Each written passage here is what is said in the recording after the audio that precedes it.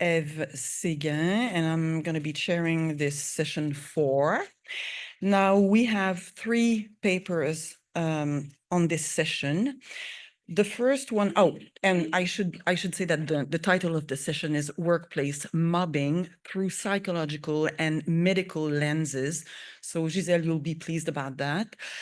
From theory to action. See, I told you. So the first paper is by 3 people. One of them is not here today. So it's Ahmadzai from Niagara University. What department are you in?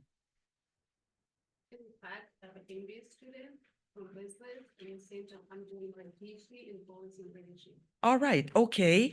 Kevin Hinckley is the second author of the paper. Kevin, you're from Niagara University as well? Yeah. What department? Science. Oh, good. I'm a political scientist, so okay. Second paper is by Kate Roloff. Where is Kate? She's there. And she's an independent scholar. Her paper is called A Social Psychological Process Model of Mobbing.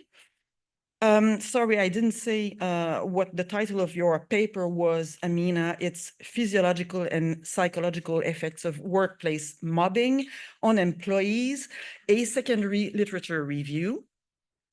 And the third speaker is Viviana Mariel Dobarro. Sorry if I don't pronounce your name properly, from the University of Buenos Aires in Argentina. And her paper is titled Advancing Decent Work, the Challenge of Eradicating Workplace Violence and Harassment under ILO Convention 194. So I will ask Amina and Kevin to come here, or do you want to come here, or you prefer to speak there? Yes. Okay. So I repeat the title of your paper, Physiological and Psychological Effects of Workplace Mobbing on Employees.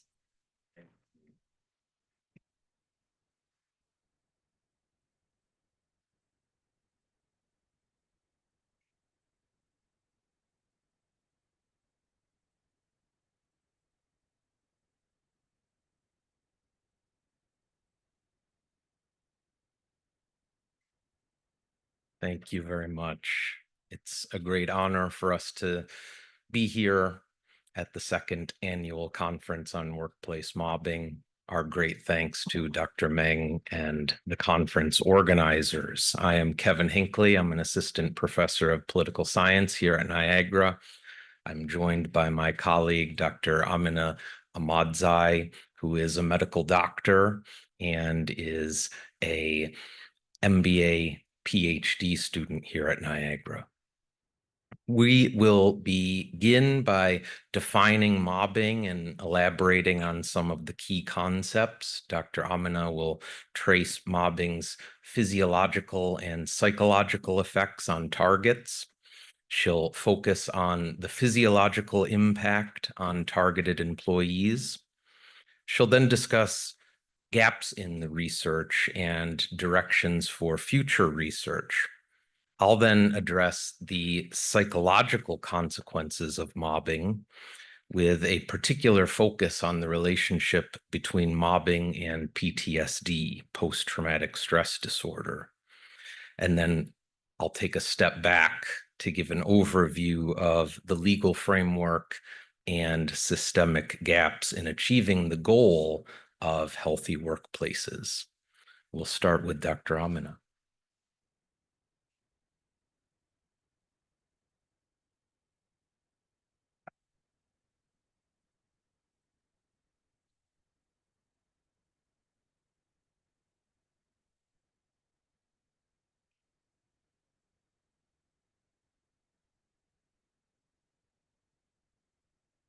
Good afternoon, distinguished participants, virtual and in person. As Professor Hinckley told that today we'll present the psychological and physiological effect of workplace mobbing on employee. So first of all, we just wanna tell about, so there is a big difference between mobbing and also bullying, or what they affect our body. You know, it is not just affect a person's financial or maybe a job position. It just affects the whole body. Our body just working normally in a function. But in all situations, when someone face mobbing, it means they face stress. When you're under the stress, your body so just make a reaction for that. So before start our talk about the mechanism of how the physiological change become, we just wanna shortly talk about the definition and characteristic of the workplace mobbing. Here is a very comprehensive definition for workplace mobbing because it is a systemically and collective psychological harassment that conducted by a group of people that is targeting one individual to get in there, maybe eliminated and also outside the organization. For this aiming, there is another part of that. So they occasionally say that there is a collective action. It means it is a multiple power working together, also say against a single target. But in the meantime, it is a sustained pattern. We talk about that. So mobbing is a chronic pattern. It means it is not a acute pattern or maybe not a second or a minute. When someone faces to a mobbing, it means they face just once a week or it lasts for 6 months. So when someone feeling a harassment, a feeling ignorance, and also the feeling not being so like a part of the organization for more than 6 months, we call that it is a mobbing. So in the other part, when you talk about the mobbing, so it happened by a group of the people. You know, in the other hand, we know about that the bullying just happened by one person. So it is a chronic pattern. It's not just an acute or not just a person by person.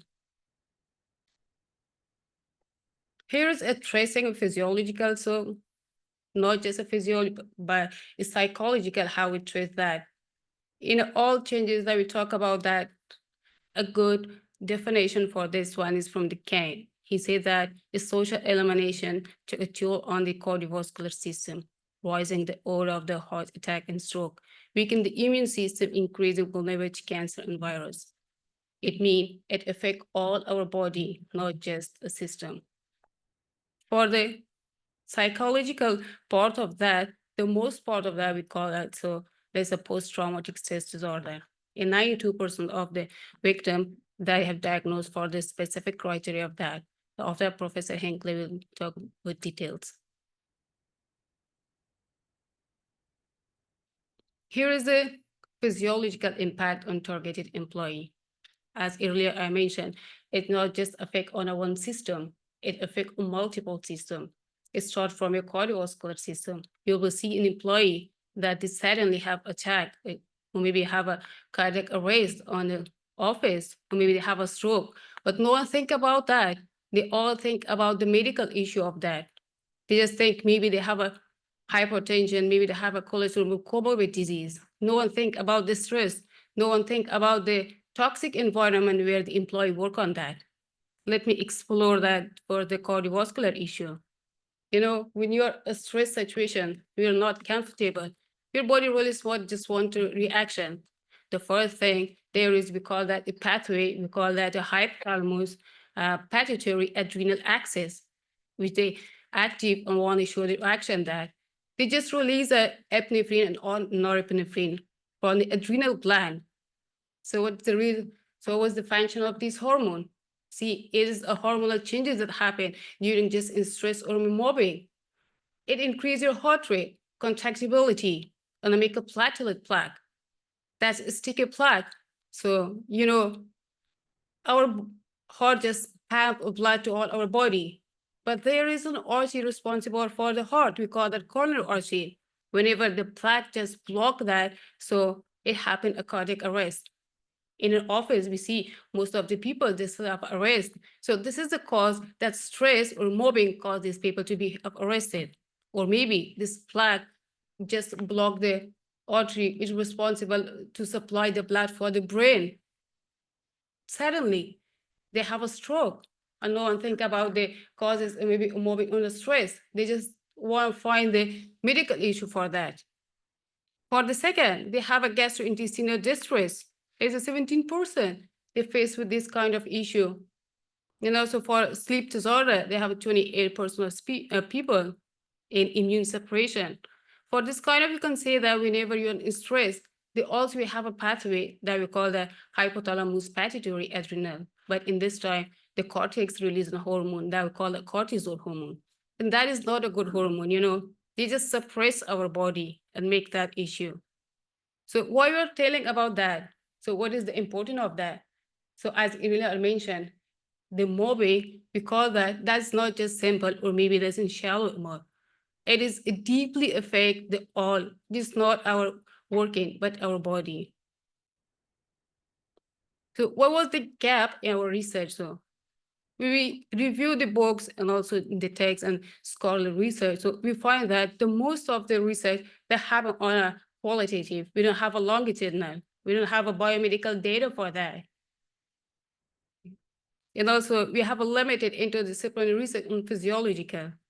So what's our goal for future? So we have to expand empirical-based cross-cultural analysis and interdisciplinary collaboration. And now Professor Hinckley talked about the psychological consequence of the movie. Thank you. Thank you, Dr. Amina. As Dr. Amina noted, the existing literature reveals the severe psychological consequences of mobbing. For example, researchers have found high prevalence of generalized anxiety disorder and major depressive disorder among mobbing targets. Mobbing is also associated with cognitive impairments, including impaired concentration, memory loss, difficulties in decision-making. These impairments are frequently misinterpreted or deliberately misused by employers to the mobbing target's further detriment. A startlingly high percentage of mobbing targets are diagnosed with post-traumatic stress disorder or PTSD, and I'll examine the relationship between mobbing and PTSD in further detail momentarily. But first, it's important to note that the feelings of humiliation and isolation elicited by mobbing often result in social withdrawal, with some targets developing suicidal ideation or attempting or committing suicide. Now, in exploring the relationship between mobbing and PTSD, we can look to the DSM, the American Psychiatric Association's Diagnostic and Statistical Manual of Mental Disorders, which teaches that the essential feature of PTSD is the development of characteristic symptoms following exposure to one or more traumatic events. The diagnostic criteria set out in the DSM include two elements that I'd like to briefly discuss. First, Criterion A requires exposure to actual or threatened death, serious injury, or sexual violence. Notice that Criterion A purports to focus on the objective fact of the traumatic event. Controversially, however, Criterion A, as written, seemingly excludes traumatic events that do not involve actual or threatened death, serious injury, or sexual violence. Nevertheless, psychiatrists and other mental health professionals have apparently proved willing to diagnose targets of mobbing with PTSD in the exercise of clinical judgment, as documented by Lehman, Tatar, and Yüksel, and other researchers. Tatar and Yüksel defend this exercise of clinical judgment, arguing that mobbing is experienced as an appalling event, trauma, that threatens the individual's physical integrity, rendering them helpless. Moreover, research amply demonstrates that mobbing, even in the absence of a direct physical threat, can result in trauma that matches or exceeds in severity the trauma associated with physical violence. After the traumatic event has ended, the person must re-experience the trauma in some way. That is, the person must experience symptoms connected in some way to the traumatic event. According to the DSM, the re-experiencing can occur in various ways. It may involve intrusive recollections of the event, dreams or nightmares in which the event plays out. The individual may experience dissociative states or flashbacks, reliving the trauma. Criterion B thus focuses on the individual's subjective experience of the event. The remaining diagnostic criteria set out here include attempts to avoid thoughts, memories, or feelings associated with the traumatic event, to avoid activities, conversations, situations, or people that trigger recollections of the trauma. In the context of workplace mobbing, the target's avoidant behaviors may prevent her from continuing to work in a setting where there are constant reminders of the trauma she's suffered, thereby prompting the target to resign against her will. In the interest of time, we'll skip over a discussion of risk factors and comorbidity, but we can certainly return to these if there's time for questions and discussion. But what I'd like to turn to now is the question, does the existing research establish that workplace mobbing causes PTSD? We might posit a straightforward causal relationship in which being the target of mobbing leads to psychic trauma that in turn leads to PTSD. But the causal picture is more complicated since PTSD is a complex multi-causal disorder involving genetic, environmental, social, and psychological factors. If we consider the law, the picture at present is less than encouraging. Generally speaking, American law does not recognize workplace mobbing in and of itself as a violation of one's legal rights. Stated differently, there is no direct pathway from experiencing mobbing to achieving a meaningful legal remedy. But a diagnosis of a physical or mental illness resulting from mobbing may supply the missing element, unlocking legal remedies for mobbing targets. For example, it may be possible for a mobbing target to make out a prima facie tort claim under the theory that mobbing inflicted psychic trauma, which in turn led to a PTSD diagnosis, thereby establishing the perpetrator's liability for engaging in harmful conduct and supporting an award of money damages to the victim. In the interest of time, we'll leave it there for now, but certainly we'll welcome questions and discussion. Thank you.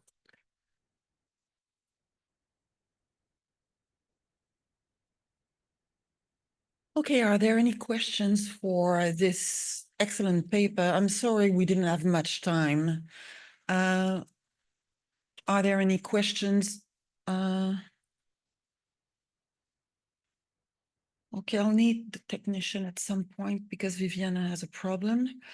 There's no question in the chat, so are there questions? Yes, I think what Dr. Hinckley just mentioned about that legal theories, that's great. And I just want to highlight that we're going to discuss, we have a special session for that this afternoon and tomorrow. Yes. It's about the legislative issue, right? We have three, yeah. Actually, I do have one question for Dr. Hinckley. When we were discussing PTSD, did you run across the concept of complex PTSD, CPTSD, and the distinction in the DSM? Yeah, excuse me, you have to speak there, otherwise the words of people can. On your slide, you didn't mention the concept of CPTSD, complex PTSD, and the debate in the psychological community with the DSM-3, the DSM-4, and the DSM-5 about whether or not to allow CPTSD to be a diagnosable illness. And so that's actually part of the legal loophole in the tort claims, because the DSM, as it defines PTSD, must be a singular event, whereas mobbing and CPTSD are cumulative events. And so there's big disconnect and legal loophole there. Yes. I'm wondering if you could just discuss that for a little bit. Yes, it's an excellent point. It's an excellent point and a very important question, and recognizing that complex PTSD may involve a much different presentation. And as noted, the extended psychological trauma inflicted through mobbing doesn't fit neatly with the DSM's primary definition of PTSD. What we see in the literature, however, is that clinicians, psychiatrists, clinical psychologists, other mental health professionals are clearly exercising clinical judgment to reach a diagnosis of PTSD, or in some instances, complex PTSD that wouldn't fit within the DSM definition as written, at least as interpreted literally.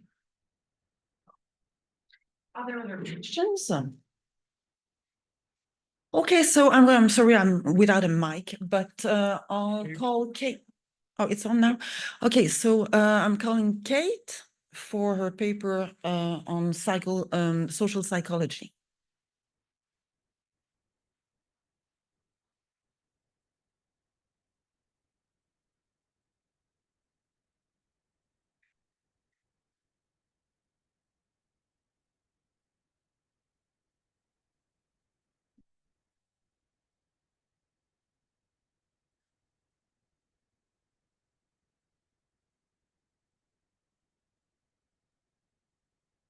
Hi, thank you. I will introduce myself while we're starting up here. My name is Kate Roloff. I'm a social organizational psychologist. I am a former business school professor where I taught psychology and management. My primary field of research is on group dynamics and teams, specifically team learning, how teams collaborate together, and the interpersonal processes that produce high quality and effective teamwork.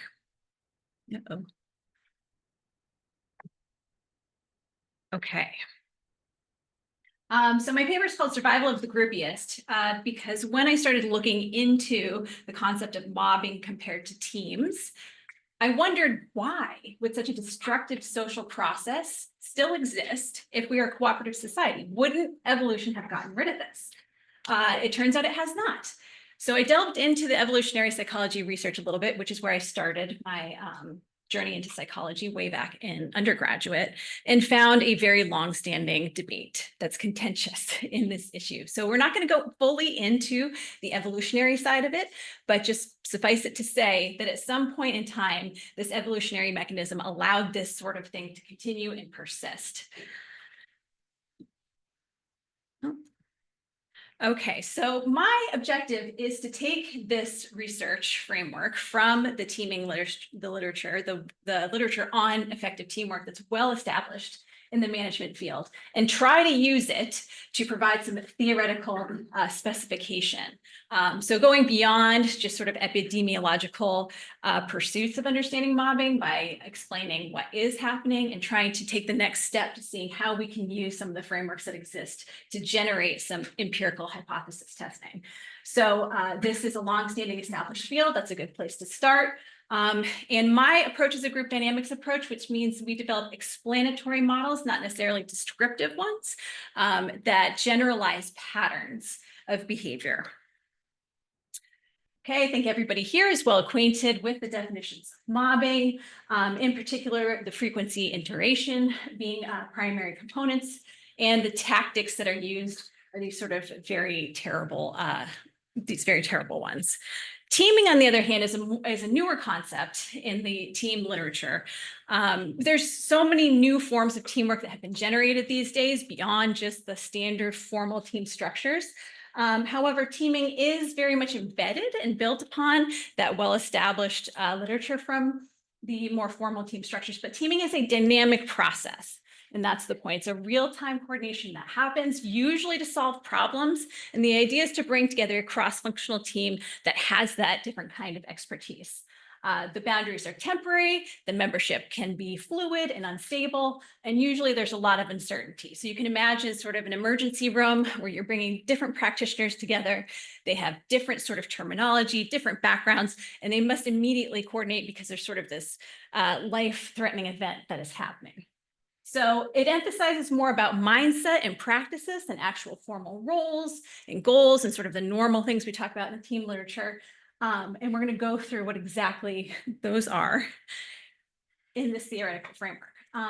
Okay, so this is a sort of multi-level model where the team process is sort of situated within an organizational construct that supports or constrains the behavior, interacting with the external environment as well. So what happens? Initially, this need is triggered. There's a problem that needs to be solved. Something has triggered this need for a group of people to come together to figure out some sort of solution or provide some kind of answer. It starts off with how that is framed. So the leader or whoever is identifying this frames what is going to be happening. We need to learn together. We need everybody on board. So the way that it's framed creates what kinds of communication practices happen next. Those practices, as people interact with each other, generate mindsets. The mindsets lead to the behaviors that happen within the group. All right, so what happens within teaming? It's framed in terms of learning. We need everybody here together, which promotes this collaborative interdependence. We all need each other. Collaborative interdependence framed as learning leads to this type of communication pattern called dialogical engagement. People are taking turns when they're speaking, and people are listening really carefully. As people interact, they see it's safe to speak up and say what they want to contribute their expertise to the task. Nobody is punished for speaking their mind or contributing what they want to. People ask questions, and that creates this sense of psychological safety. Now, what is psychological safety? It's not freedom from discomfort. It's just feeling as though you are able to bring your full expertise to bear on the task. You can ask questions, you can speak up, you can point out mistakes without feeling threatened. Okay, this leads to authentic behaviors. People feel free to express themselves the way that they want to, and they're not punished for it, which produces trust. 5 more minutes. Okay, so in trust, enhances the sense of psychological safety, which increases openness in the communication practices. All right, so teaming and mobbing share a number of these defining features, so it's useful to use this as a framework to understand. I'm going to skip ahead because we're running out of time. All right, so teaming is a positive process. It's a self-reinforcing process that produces something good. Mobbing, on the other hand, is a destructive spiral. So if we take some of the literature that has been used on moral disengagement from Albert Bandura, we can put some of those concepts into this model here. Right, so some sort of need for mobbing is triggered, a target is identified, and that is framed as a morally justified cause in some way. So people are starting to reconstrue their behaviors as justified, which produces this unethical communication practices that happen next. The gossip, the slander, the stigmatization of the target. This promotes this sense of psychological threat within the group to conform, whether because they're afraid it could happen to them, because they don't want to be the ones that bring up the problem, or just this general sense of being excluded from the group as being a seriously threatening thing. So people conform instead to the behaviors. When you conform, you have to justify your own behavior. I'm a good person. What I'm doing is bad. This produces cognitive dissonance. That enhances the sense of threat, which promotes this sort of defensive reaction. I must justify what I'm doing, and I'm actually going to do it more. So what you see here is a self-reinforcing cycle where people do not speak up. It becomes more and more intense, and we know that it escalates over time. Okay, so the propositions from this model is that mobbing is enabled by certain cultures, especially hostility. Framing it as morally justified enables this unethical communication practice that happens, promoting that shared mindset of threat, and it enhances the conformity among the perpetrators. So mobbing process is reinforced by iterative cycles of action and cognitive dissonance, which is resolved through rationalizing the behavior and defensively protecting the self-concept progressively increasing commitment to the cause. One more minute. Okay, conclusions. So the point is that maybe there are some existing evidence-based frameworks that we can use to expand this study. This group dynamics frameworks explains that pattern of behavior, which we then can set parameters for and do computational modeling or other kinds of creative research models for rapid testing, so we can see where in that cycle could we intervene. There was no self-limiting factor. It was all self-reinforcing. So where do you make it stop? And you'll also notice in the beginning, there is no reinforcing loop back to the framing, which is why targets have a hard time standing up for themselves and saying, hey, wait a minute, this isn't who I am. You can't defend that initial framing once it's set into place. There is no backwards loop. Okay, so I think that having this multi-level systems dynamics perspective helps us to bring together our diverse fields of scholarship, locate ourselves within this kind of model, and promote that kind of cross-disciplinary collaboration we need.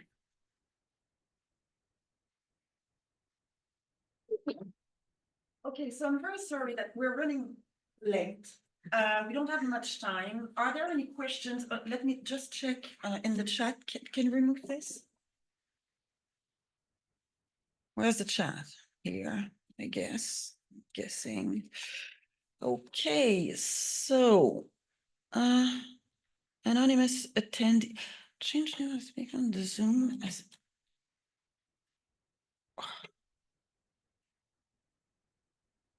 well, I mean, I don't think these questions are addressed to you, Kate. Okay. Yeah, sorry. Yeah. Is there any research in social psychology that might explain why targets are chosen, picked by the mob? Basically, are they nice or not?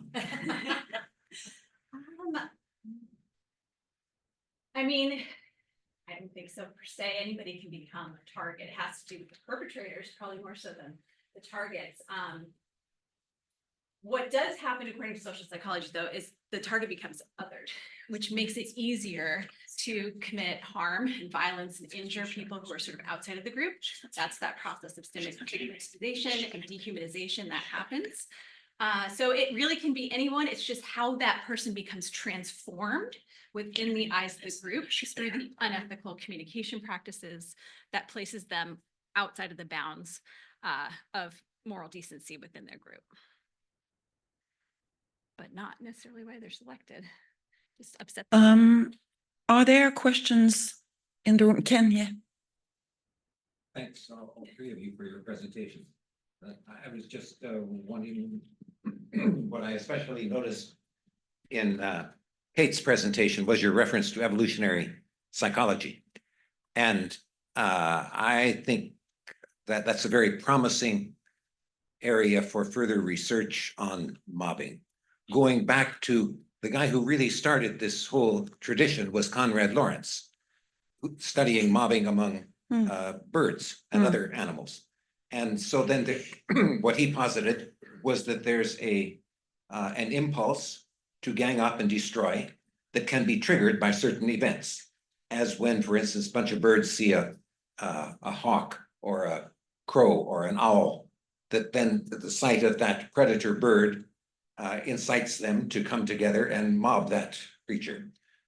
According to Lawrence and according to Lehman, we humans are subject to that same kind of impulse. But what's fascinating is that any such impulse can be triggered among humans and other species appropriately and inappropriately. Like there's wonderful, most of you have seen on the news every once in a while, there's some story about the maternal instinct of some creature, some female of some species, that gets triggered inappropriately, so that the mother cat, for instance, adopts a baby puppy and treats it as if it were her own kitten, right? Similarly, what I've observed in mobbing cases is something about you triggers in your workmates an impulse to gang up and get rid of you, and because you're perceived as a threat. And maybe you are, and maybe you aren't. And that's, I think, just a really fruitful area for further study. So I appreciated your reference to it. Yeah, absolutely. I mean, I could have talked about all of this for hours, as you probably could tell. Two things just that I found in the evolutionary literature that might be interesting is there was a shift in time once we became cooperative, where reactive aggression was no longer allowed. That was not considered appropriate or okay within the group anymore. And so it had to go underground. And that's sort of where this sort of exclusionary process partially came from. The point about comparing to teams as well is that teams constrain human nature properly when effective, that we have these draws and these tendencies, and mobs exploit human nature. They take these natural tendencies and sort of put them on steroids, and then this sort of collective delusion occurs that justifies them and it allows them to continue. So those were interesting. All right, thank you very much, Kate. I'm sorry we don't have much time.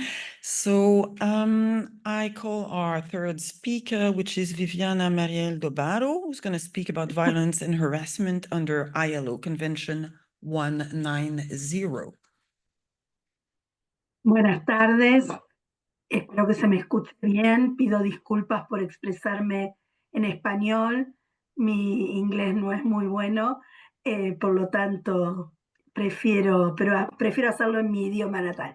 Bueno, agradezco a las autoridades de la universidad y de esta conferencia por organizar esta actividad y permitirme participar en ella. Viviana, I'm sorry to interrupt you. I just want to have a quick chat with Qingli because I think there's a misunderstanding here.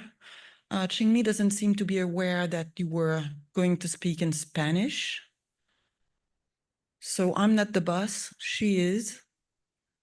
So Yeah. how do I get that? You want to try and translate? I'm okay. My board apps. Can you see translation there? Not, that is Operations. Just the corrections. Yes. Yeah. We can start from the beginning and then simultaneous translation. But the machine can do it. The machine can do it. Qingli, we can do it with the machine. Okay. Okay. So Thank there, you got so the much. translation for what you said already. But she will. Okay, Viviana, can you just say something so we make sure we have the translation? Buenas tardes, agradezco a las autoridades de la universidad por organizar esta actividad y por permitirme participar en ella. Pido disculpas por expresarme en español, mi inglés no es muy bueno. ¿Se está comprendiendo bien? ¿Está funcionando la traducción? I can try. Yeah. Okay, we have a translator, but we don't have much time. Okay, you try. You can just, yeah.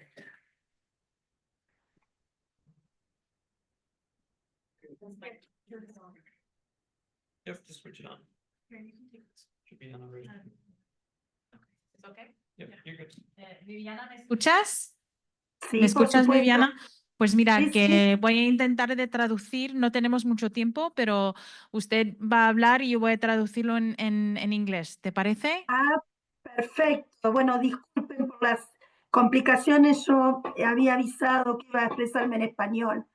Bueno, Pero no pasa nada, agradezco, voy a traducir. Si pasamos frase agradezco por frase, la voy a invitación. traducir. She apologizes for not understanding that she thought that she could do it in Spanish, but we'll do our best here. Bueno, a usted.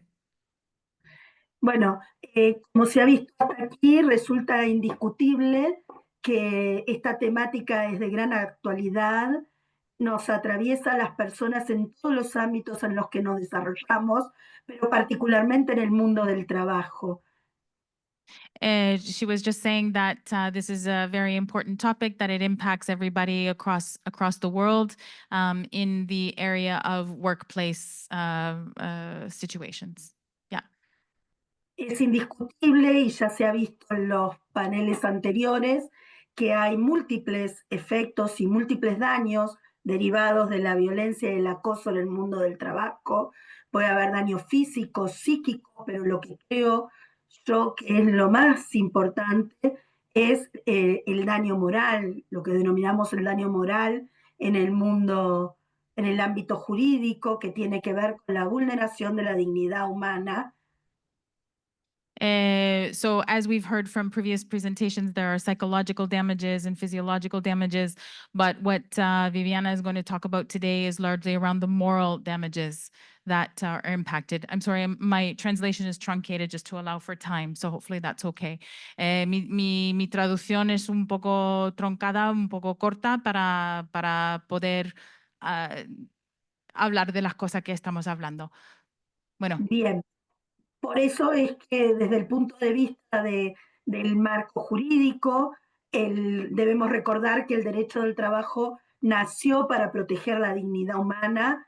Las normas laborales ponen su foco en la dignidad de las personas. So the theoretical frame is really surrounded around the concept of human dignity and to protect people and their dignity. Y aquí es importante, es muy valioso, en mi opinión, la ratificación del convenio 190 de la OIT sobre la eliminación del acoso y la violencia en el mundo del trabajo. And here she's focusing on the convention, the 190 convention that protects the worker in the workplace and the dignity of the human. En el caso de Argentina fue de los primeros países en ratificar esta norma y esto es muy significativo porque el convenio reconoce el derecho de toda persona a un mundo del trabajo libre de violencia y acoso. And Argentina was one of the first to adopt this convention in order to protect those in the workplace. Esto nos permite, en el caso de mi país, invocar para los casos que se llevan al Poder Judicial, donde se reclama por situaciones de violencia y acoso, invocar esta norma que ya forma parte de nuestro ordenamiento jurídico y nos posibilita a quienes integramos la magistratura resolver esos casos conforme esta norma tan significativa para el derecho internacional del trabajo. So the convention allows for situations to take place in the judicial system. So when there's situations of workplace violence like this, that there's mechanisms within the judicial system to be able to protect those in the workplace. Desde ese punto de vista, en la Argentina también tenemos algunas normas internacionales, como el caso de la Convención Interamericana para prevenir, sancionar y erradicar la violencia contra las mujeres, que es una herramienta jurídica importantísima para el abordaje de los casos de violencia y acoso en el mundo del trabajo. So there are also international conventions that allow within the judicial system, like the discrimination against women, and particularly within the workplace. So those are some aspects that can be used in the judicial system. So this I'm editorializing here, this convention in Argentina, but also international law. How am I doing? Ya se ha señalado aquí que una de las expresiones de la violencia y el acoso es la discriminación, y en este punto quiero remarcar, porque mis enfoques o mis estudios tienen siempre que ver con la perspectiva de género, quiero remarcar que las mujeres somos víctimas en mayor medida que los varones de las diversas expresiones de la violencia y el acoso en el mundo del trabajo. The aspect of law for protecting women is very important because women tend to be the primary targets or victims of workplace discrimination and harassment. I see the Spanish is up there, not the English, sorry. Bilingual mind, I'm reading it, I'm going, oh, I'm understanding. Okay, Viviana, perdona, a usted. No, perdone a usted que le estoy generando y a todo el público que les estoy generando esta dificultad. Pensé que iba a haber traducción simultánea, ¿no? No pasa nada, no pasa nada. Aquí moldamos, sí. No pasa nada. Bueno, muchas gracias, muchas gracias. Entonces, decía, las mujeres somos víctimas en mayor número de situaciones de violencia y acoso tipo sexual, violencia digital, la famosa brecha salarial de género, la desigualdad salarial que sufrimos las mujeres y que está estudiado en el mundo entero por organismos internacionales, como el caso de ONU Mujeres o de la OIT. And so just explanation about women are the primary, well, one of the primary targets within this area and suffering sexual discrimination, sexual attacks, also salary, so wage impacts. And so this is something that's really important that we all need to deal with respect to women in the workplace. Tenemos 3 minutos, Viviana.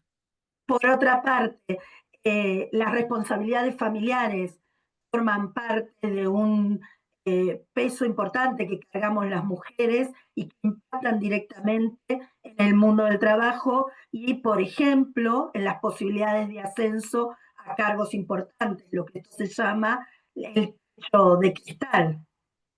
One of the big pieces is women are primary caretakers in the home. And so that also is one of the situations that we need to consider as we're looking at workplace discrimination and workplace violence.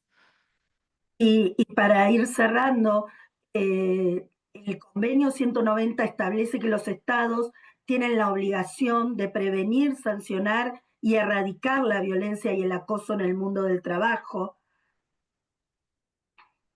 And so to conclude that this Convention 190 is really important because there's an obligation to protect women and protect the workplace from situations of violence as we are discussing. En ese sentido, tienen que dictar leyes que sancionen la violencia y el acoso en el trabajo, pero también implementar políticas públicas, medidas concretas para prevenir que la violencia y el acoso se lleven a cabo. So there's not only an obligation to have sanctions against workplace violence such as this, but also to put in methods and ways to prevent workplace violence. And so that's one of the important pieces. Y de esa forma garantizar el derecho de toda persona a un mundo del trabajo libre de violencia y acoso. Porque en toda esta problemática el foco, el centro de la escena tiene que estar abarcado, tenemos que instalar allí a la persona humana, la dignidad de la persona humana, porque la discriminación, la violencia y el acoso no son ni más ni menos que prácticas violatorias de la dignidad de las personas. Yeah, and so the last part is really to make sure that this comes into play, that we have to practice, we have to implement the acts and the situations to protect humans against violence. Muchas Hi, gracias. Yeah, thank you, translate. I want to introduce Viviana. She's a labor law professor in University of Buenos Aires, and she also is a judge in Argentina. She's a what, sorry? Judge. Oh, a judge. Viviana, solamente que quería introducirte como una profesora en la Universidad de Buenos Aires y que también eres una juez en Argentina. Muchas gracias. Para los atendentes que están aquí, para que sepan un poquito más de quién es usted. Y un placer hablar con usted y muchas gracias por su presentación. Gracias y dejo mi ponencia donde están ampliadas todas She estas was planning ideas. on in person, but her visa just passed, so that's the reason she has to do that in virtual. Que solamente una explicación que usted quería venir y estar aquí con nosotros, pero que tenía problema con el visado, que no podías asistir al Congreso. Y lo lamentamos muchísimo. Tenía vencida mi visa, La próxima vez. evento estaré porque la estoy ya renovando. Muy bien. Muchas gracias. The next time she will be here, yes. Y felicito gracias. por la iniciativa. Bueno, muchas gracias. All right, thank you very much, Viviana. Are there any questions for Viviana?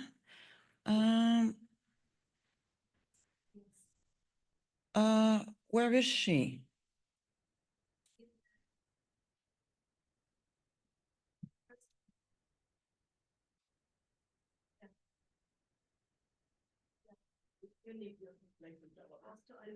Where is she?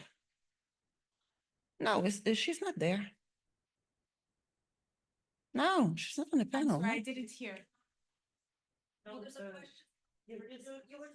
Ah, ok. Hay una pregunta. Maritza, a ver. Maritza dice que puede traducir. Maritza, if you want to just type it in and then I can translate it for you if you like. Maritza can speak if there's, or you can write it in Spanish, yeah? Hay una pregunta de Maritza, estamos esperando la pregunta.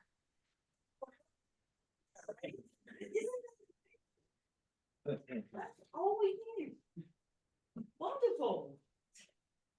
Okay, I'm sorry, I'm supposed to chair this session and I haven't got a clue what's going on. Sorry, there's a Maritza, I think Maritza is trying to say something online, but we're not getting the question. Maritza says I can try to translate if you need me to. I think that Oh, she that could was have done what before. you did. Okay, very good. Exactly. Oh, I'm not that lost. Okay. Bueno, no hay otra pregunta. Bueno, gracias. So are there any questions for Viviana? Yeah, Martin, I've got Martin, then I've got Yasmin, and then there's another hand somewhere. Raise your hand. Okay, so Martin first. Yes, could you explain to us, are there many countries that are signatory to the 190 Convention? And is the United States one of those? 49, I think. La pregunta es si hay otros países o cuántos países hay que son signatorios al convenio 190 y si los Estados Unidos es uno de los signatorios. A la fecha son 49 los países que han ratificado y Estados Unidos todavía no lo ha hecho.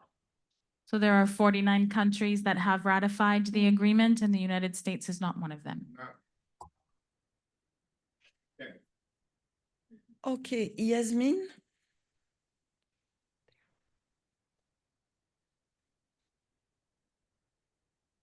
Es una pregunta para Amina y Kevin. Can I ask them a question? Absolutely. Okay, so there's different kinds of workplace abuse. Okay, mobbing is one of them. And there are, other things, right? There's bullying, there's sexual harassment, there's all kinds of. Is there any study that you know of that distinguishes the health impacts like of mobbing as opposed to other kinds of workplace abuse, or are they all kind of similar patterns? That's an excellent question.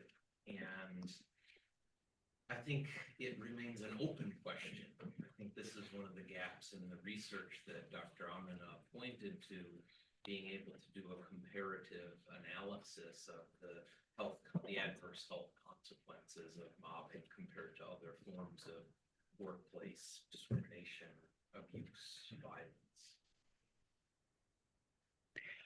Okay, we can take 5 more minutes for questions if you want. That's going to leave us 10-minute break. I think it's enough. So I would, invite people to ask questions to all the panelists if you have questions. Yes, Ken. I would like just to make a comment with thanks to all the presenters.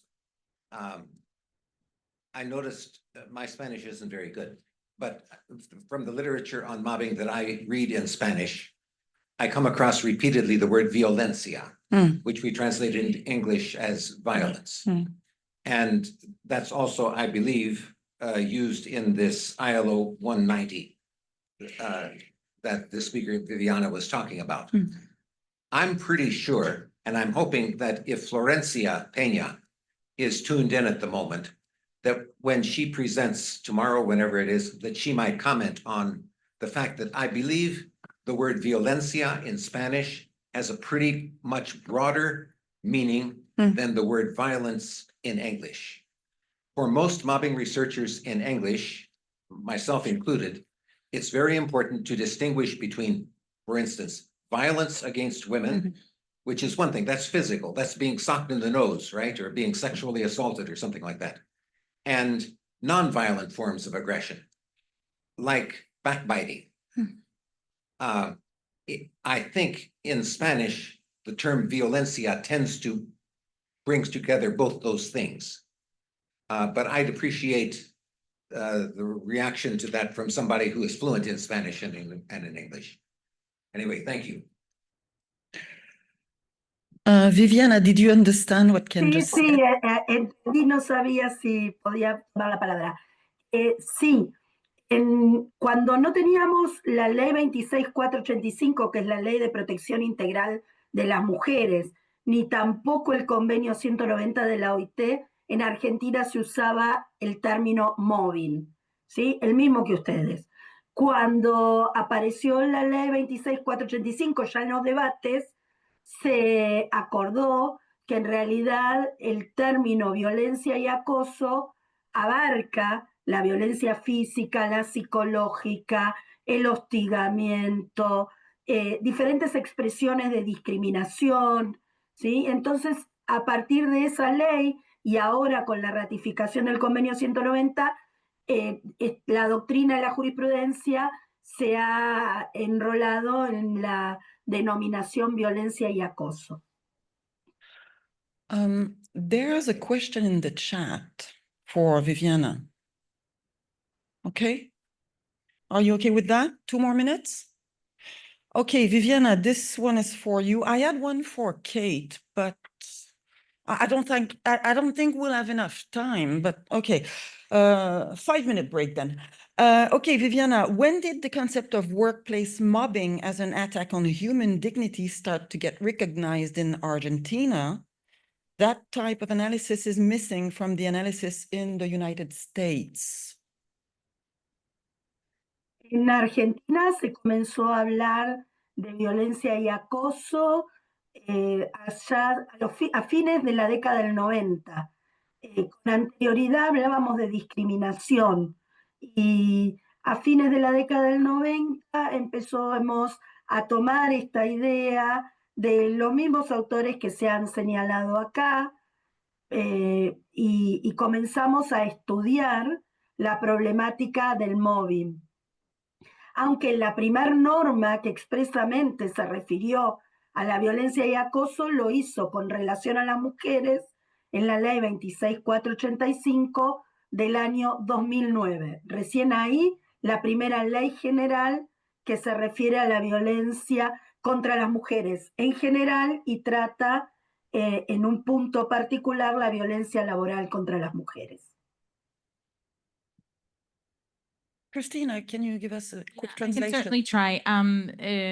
So as I'm understanding, in the 90s, the term was en los años 90 era solamente violencia o violencia y acoso, y después en los 2009 era violencia general. ¿Era así? No. No, dime. Sorry, I'm just A asking for partir de la clarification. década del 90 Sí. empezó a hablar de violencia y acoso, pero usando la denominación mobbing. No Mobbing. teníamos un término específico. Mobbing. Mobbing. Okay. Móvil. No So teníamos un término específico. Recién sí, con voy la a ley del traducir esa parte primero porque me cuesta un poquito aquí. Bueno, Sí, in the perdón. 90s, they had the term of violence and acoso. So acoso would be more like physical violence. And then they didn't really have a term, so they used the term móvil. Okay, sigue, porfa. En el 2009 se dictó la ley de protección de las mujeres que incluye la violencia laboral contra las mujeres y a partir de ahí empezamos a utilizar la denominación violencia y acoso, que es la misma que usa el convenio de la OIT. Violencia y acoso. Okay. And so when the law came in 2009, that's when they started using when it was in law about the violence against women, then they started using the terms of violencia y acoso, which is both violence and then physical violence as terminology in 2009. So back in the 90s, that terminology did not exist. So this is my editorialization. Between the 90s and then 2009, the terminology became more specific. Solamente dije que entre los años 90 hasta 2009, el vocabulario fue más específico, violencia y acoso. All right, thank you very much. I had a question. If there is no question from you people, I had one for Kate. Maybe you already answered my question and I didn't quite understood, but let me put it this way. If mobbing has been retained by evolution, isn't it the sign that it plays a positive role for humanity's survival? So mobbing is a good thing. That's a great question.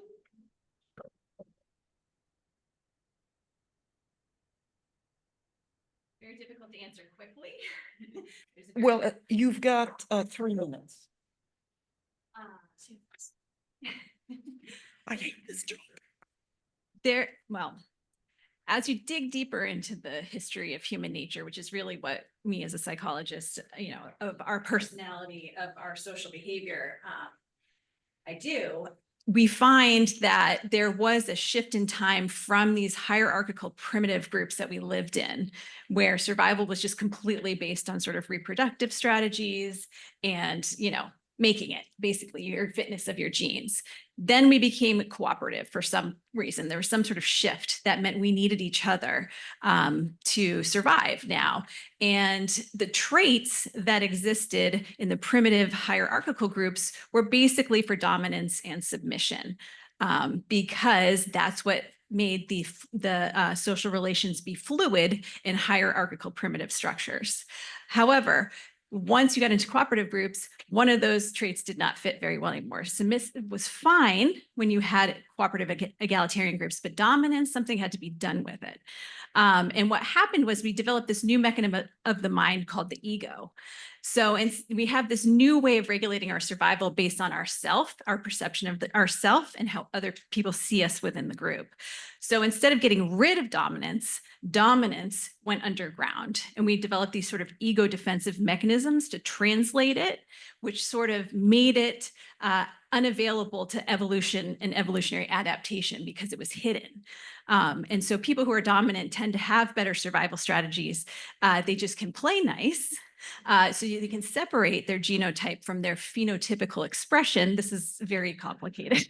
This is the rabbit hole I went down, though. And so at some point, evolution got taken off track because we learned how to co-opt it, and we're the only species that does that. There's no lion that pretends to be sort of an antelope advocate and like runs around. They display their behavior that they're primed to display, and somehow humans didn't do that. So those dominant traits that weren't so good for cooperation anymore went underground, which is one reason why if you ask a narcissist if they're narcissistic, they say no, because it's hidden from them, they don't know it. And so this is very complicated, but there's sort of mechanisms of social cognition in the mind that evolved to help us handle this, and they're not so good sometimes. So it's not a good thing. it's not a good thing. All right. Let me thank Amina, Kevin, Sangha, who wasn't here, Kate, and Viviana Marielle for their presentations. Thank you very much. And I apologize for the lack of time. And I have to say, I hate chairing panels.